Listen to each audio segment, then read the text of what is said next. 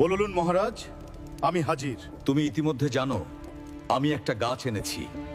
এখন এই গাছটা তোমাকেই লাগাতে হবে।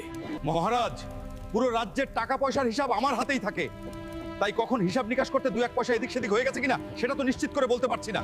তার মানে আমার রাজ্যে একজনও সৎ মানুষ নেই, সবাই কোনো না কোনো ভাবে দুর্নীতির সাথে জড়িত। তাহলে এই দায়িত্ব এখন কাকে দেব আমি? হ্যাঁ মহারাজ, আপনি ঠিকই বলছেন। আমরা সবাই কোনো না কোনোভাবে দুর্নীতির সাথে জড়িত। আসলে আমাদের অন্যায়গুলো গোপন থাকে, তাই কেউ বুঝতে পারে না। আসলে যারা গরিব, পেটের দায়ে অন্যায় করে, আমরা তাদেরকেই ধরি, তাদেরকেই শাস্তি দেই। কিন্তু আমরা যারা বড় বড় পদে রয়েছি, আমাদের অন্যায়গুলো অনায়াসেই গোপন রয়ে যায়। এখন এই গাছ আমরা কেউই লাগাতে পারবো না, এর মানে আমরা সবাই দুর্নীতির সাথে জড়িত।